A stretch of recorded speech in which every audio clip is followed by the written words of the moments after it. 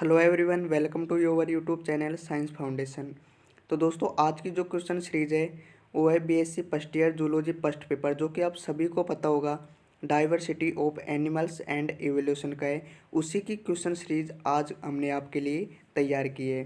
तो दोस्तों, वीडियो को स्टार्ट करने से पहले मैं फिर से आपको एक ही बात बताऊँगा कि जो ये क्वेश्चन सीरीज है इनसे बाहर 2022 में कुछ भी नहीं आने वाला है, और इसी में से ही करीबन आपका 80 से लेकर 85% तक का सिलेबस इसी में से ही पुट अप होने वाला है। तो फिलहाल आपके पास काफ़ी टाइम है। यदि आप चाहो तो समय पर टाइम पर क्लास लेकर इन क्वेश्चनों को साथों साथ ही क्लियर कर सकते हो। बट एग्ज़ाम आने पर आपके पास ज़्यादा लोड हो जाएगा और आप एक साथ इनको कवर नहीं कर पाओगे। इसलिए आप सभी के पास टाइम है और आप इसको आराम से अभी बिल्कुल क्लियर कर सकते हो। तो चलिए दोस्तों, वीडियो को स्टार्ट करते हैं। फर्स्ट क्वेश्चन है हमारा, निम्नलिखित प्रश्नों के उत्तर अधिकतम 25 शब्दों में दीजिए। अब देखिए दोस्तों, यहाँ पर प्रश्न में एक चेतावनी स्वरूप पहले ही हमें दर्शा दिया जा चुका है कि निम्नलिखित प्रश्नों के उत्तर अधिकतम मैक्सिमम 25 वर्ड में ही आपको आंसर देना है। अब देखते हैं इनके शॉर्ट क्वेश्चन।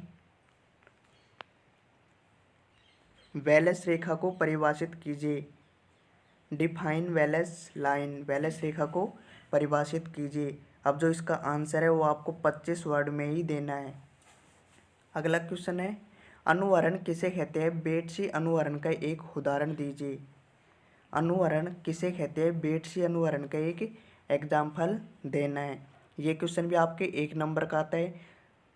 अगला क्वेश्चन है, जैव विविधता के हॉट स्पॉट्स क्या होते हैं?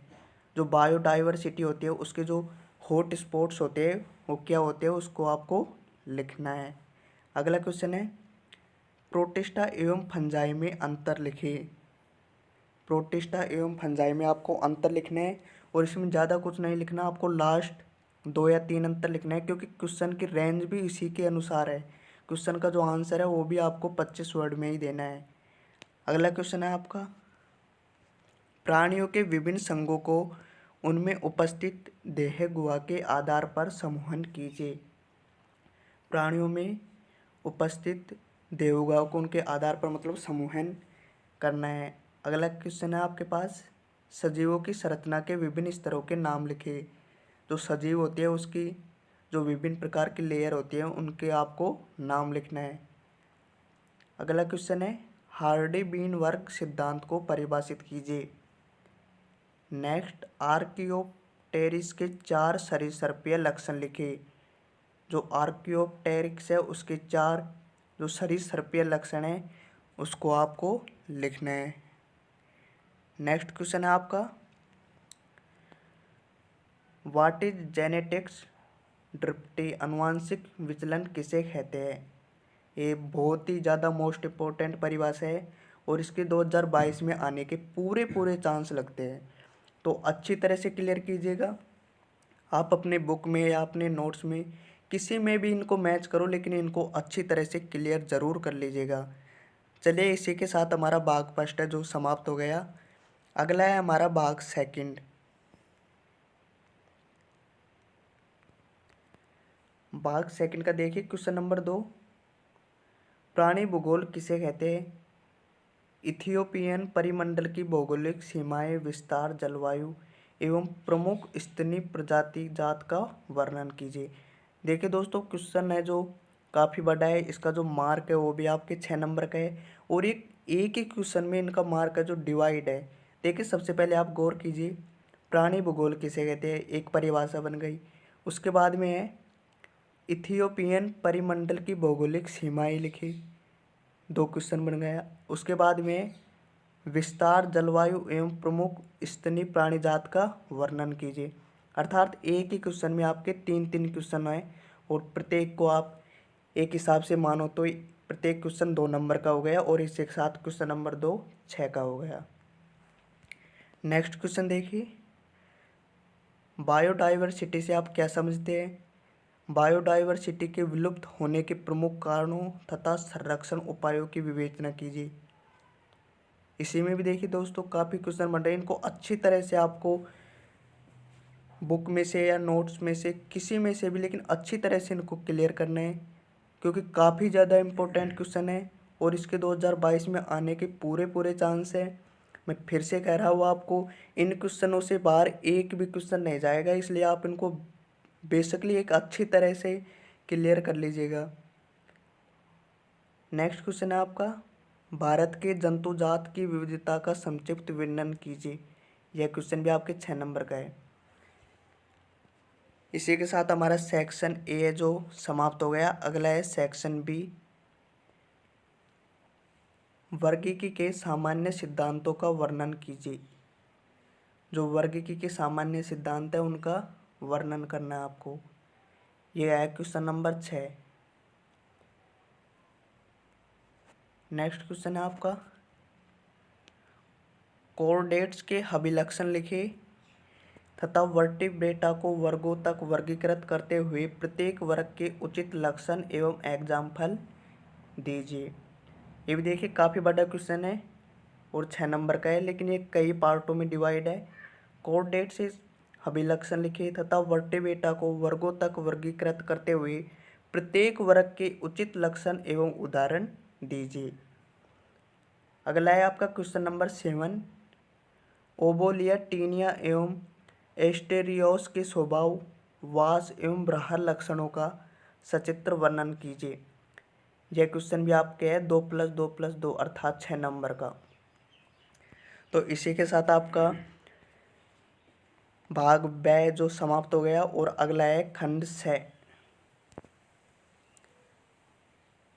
खंड 6 में देखिए क्वेश्चन नंबर 8, वियोजनकारी क्रियाविधियों तथा विकास में उनके महत्व का वर्णन कीजिए। वियोजनकारी क्रियाविधियों तथा विकास के महत्व में इनका वर्णन करना है। लॉन्ग क्वेश्चन है तो इसी के अनुसार इसका आंसर आपको कॉपी में देना होगा। अगला क्वेश्चन है आपका क्वेश्चन नंबर 9, प्राकृतिक वर्ण के सिद्धांत पर एक निबंध लिखिए।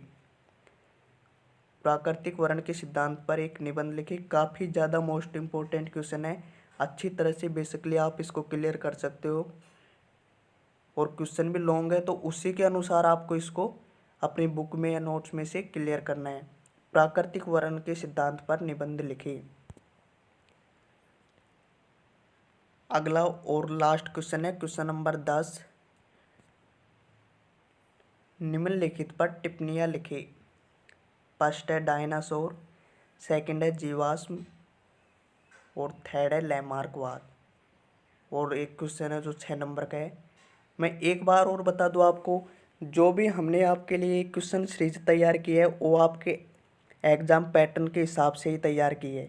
इसलिए जिसको भी यदि आपका एग्ज़ाम पैटर्न पता नहीं तो इन वीडियो को देखकर आपका जो एग्ज़ाम पैटर्न है वो भी आपके मन में से क्लियर डाउट है जो क्लियर हो जाएंगे, क्योंकि जो भी हमने एक क्वेश्चन सीरीज तैयार की है वो आपके बिल्कुल एग्ज़ाम पैटर्न के हिसाब से ही तैयार की है। तो इसी के साथ आपके जो क्वेश्चन सीरीज है वो समाप्त हो गई। तो दोस्तों वीडियो को ज़्यादा से ज़्यादा शेयर कीजिएगा ताकि सभी स्टूडेंट समय से पहले इसका लाभ उठा सके। एंड चैनल पर नए हो तो चैनल को सब्सक्राइब ज़रूर कर लीजिएगा। अगली क्लासेज में बहुत जल्द आपके पास उपलब्ध होगी।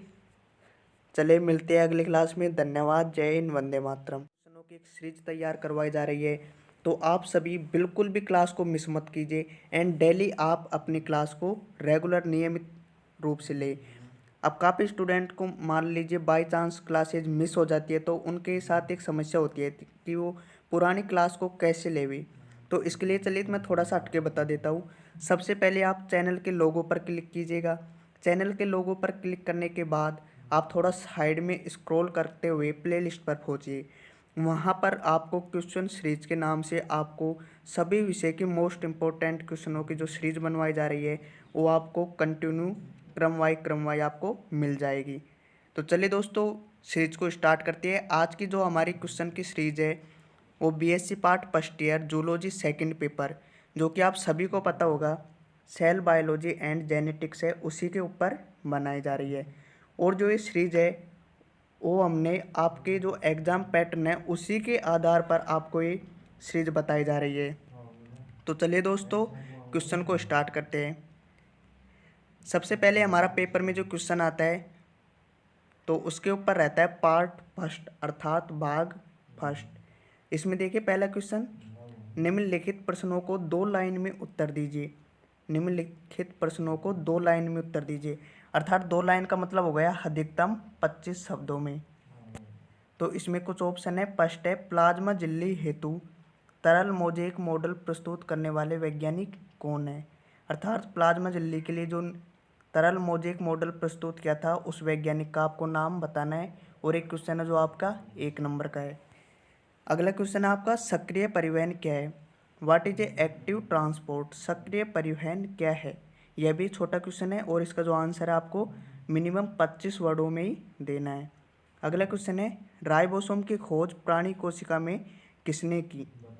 राइबोसोम जो कि आप सभी को पता होगा कोशिका का अंगक है, उसकी खोज प्राणी कोशिका में किसने की, इसका नाम आपको लिखना है। अगला क्वेश्चन देखिए, क्वेश्चन नंबर 1 का क्वेश्चन नंबर 4, बार बॉडी क्या है, उसका स्थान कोशिका में कहाँ है। बार बॉडी क्या है, उसका स्थान कोशिका में कहाँ है। यह भी छोटा क्वेश्चन है और ये आपका 1 नंबर का है। तो फटाफट आप इन क्वेश्चनों को अपनी बुक, नोट्स, किताब, कॉपी किसी में भी आप इनको लगा लो और बिल्कुल A to Z आप इनको क्लियर कर लो, क्योंकि ये 2022 की एग्ज़ाम में लगभग इनका ज़्यादा भी नहीं तो आपको मैं 80% की तो 100% गारंटी देता हूँ। 80% पैटर्न है जो यहीं से ही आपके 2022 के एग्ज़ाम में आएगा। तो अगला क्वेश्चन देखिए, पोलिटीन गुणसूत्र किन प्राणियों में पाए जाते हैं। जो पोलिटीन गुणसूत्र होते हैं और किन प्राणियों में पाए जाते हैं इसके बारे में आपको बताना है। अगला क्वेश्चन है, प्रोटीन संश्लेषण का केंद्रीय सिद्धांत क्या है। प्रोटीन संश्लेषण का जो केंद्रीय सिद्धांत है उसको आपको बताना है और बताना कितने वर्डों में है, 25, मिनिमम 25 वर्डों में इसका आंसर आपको देना है। अगला क्वेश्चन है, कौन से क्रोमेटिड्स के मध्य विनिमय की क्रिया होती है। अर्थात कौन सा क्रोमेटिड्स होता है जिसके मध्य विनिमय की क्रिया होती है, इसका आंसर आपको देना है और ये क्वेश्चन है जो 1 नंबर का है। अगला क्वेश्चन है आपका, घातक जीन के 2 एग्जाम्पल दीजिए। घातक जीन कौन कौन से होते हैं उनका 2 आपको एग्जाम्पल देना है। काफ़ी ज़्यादा मोस्ट इंपॉर्टेंट क्वेश्चन है और इसके 2022 में आने के पूरे चांस हैं, तो आप इनको अच्छी तरह से क्लियर कर लीजिएगा। अगला क्वेश्चन है आपका, प्रेरित उत्परिवर्तन के लिए जिम्मेदार कारकों के नाम लिखें। जो प्रेरित म्यूटेशन होते हैं उसके लिए जो जिम्मेदार कारक है उनका आपको क्या लिखना है, यहाँ पर नेम लिखना है। यह भी छोटा क्वेश्चन है। अगला क्वेश्चन है आपका, पार्ट 2, यहाँ पर पार्ट फर्स्ट समाप्त हो गया और जो पार्ट फर्स्ट है वो आपके 10 नंबर का है और यही पैटर्न आपके एग्जाम में रहने वाला है। तो अगला क्वेश्चन है क्वेश्चन नंबर 2 सेकंड पार्ट का, निम्नलिखित पर संक्षिप्त टिप्पणियाँ लिखी। फर्स्ट है प्लाज्मा झिल्ली, सेकंड है निष्क्रिय अभिगमन। यह क्वेश्चन 3+3 अर्थात 6 नंबर का है, बड़ा क्वेश्चन है। इसके 2 भागों में इसको डिवाइड है, प्लाज्मा झिल्ली एंड निष्क्रिय अभिगमन, इन दोनों पर आपको संक्षिप्त में टिप्पणी लिखनी है। काफ़ी ज़्यादा मोस्ट इंपॉर्टेंट क्वेश्चन है, आप बिल्कुल भी मिस मत करना क्लास को एंड तक देखिएगा, तभी जाकर आपकी क्लास है जो अच्छी तरह से समझ में आएगी। क्या पता आपने कौन से क्वेश्चन को मिस कर दिया और वो ही आपके एग्ज़ाम में आ जाए, इसकी वजह से आपको क्लास को बिल्कुल भी मिस नहीं करना है। अगला क्वेश्चन है, मिशेल की रासायनिक परासरण परिकल्पना का वर्णन कीजिए। तो मिशेल होता है उसकी रासायनिक परासरण परिकल्पना है उसका आपको वर्णन करना है। अगला क्वेश्चन है क्वेश्चन नंबर 4, संक्षिप्त में वर्णन कीजिए। संक्षिप्त में वर्णन करना है, इसको भी 2 भागों में डिवाइड है। फर्स्ट है रुक्ष सहयुक्त अंतर्द्रव्य जालिका, सेकंड है लाइसोसोम। इसका जो मार्क है वो भी आपके 3+3। तो इसी के साथ आपका जो पार्ट 2 है वो समाप्त हो गया। अब अगला है सेक्शन बी अर्थात खंड ब। खंड ब का क्वेश्चन नंबर 5, डीएनए का स्वच्छ नामांकित चित्र बनाइए। हम यहाँ पर देखिए आपको सिर्फ इसने कुछ भी नहीं पूछा, डीएनए का स्वच्छ नामांकित चित्र पूछा है और यही क्वेश्चन 6 नंबर का आपको एग्जाम में है, बट इसके बारे में आप थोड़ा बहुत और भी लिख सकते हो। अगला क्वेश्चन है क्वेश्चन नंबर 6, मेल्सन व स्टोल के प्रयोग को समझाइए। तो मेल्सन व स्टोल ने जो प्रयोग किया था उनको आपको समझाना है और यह भी काफ़ी बड़ा क्वेश्चन है, इसका जो मार्क है वो भी 6 नंबर का है। अगला क्वेश्चन है क्वेश्चन नंबर 7, यूकोरियोटिक कोशिका में प्रोटीन संश्लेषण की क्रिया का वर्णन कीजिए। जो यूकोरियोटिक कोशिका होती है उसमें प्रोटीन संश्लेषण होता है, उसका आपको वर्णन करना है। यह क्वेश्चन भी आपके 6 नंबर का है। और इसके बाद में क्वेश्चन नंबर 9, संक्षिप्त में वर्णन कीजिए। संक्षिप्त में वर्णन कीजिए, इसके 2 पार्ट है। फर्स्ट है गुणसूत्र मानचित्र, इसके बारे में आपको संक्षिप्त में लिखना है। और सेकंड है ड्रोसोफिला में सहलगनता, इसके बारे में भी करीबन आपको संक्षिप्त के अर्थात 150 शब्दों में इसका उत्तर आपको लिखना है। इसका जो मार्क है वो भी 3+3 अर्थात 6 नंबर का है। और इसी के आधार पर ही आपका एग्जाम में एग्जाम पैटर्न रहने वाला है। अगला और लास्ट क्वेश्चन है, बहुयुग्म विकल्पी वंशागति को उचित उदाहरण की सहायता से समझाइए। बहुयुग्म विकल्पी वंशागति को उचित उदाहरण की सहायता से समझाना है। और इसका जो मार्क है वो भी 6 नंबर का है। बड़ा क्वेश्चन है, उसी के अनुसार आपको इसको क्लियर करना है। तो आप इन सभी क्वेश्चनों को अपनी बुक में, कॉपी में, नोट्स में, किसी की भी सहायता से आप इनको सोल्व कर सकते हो। और इन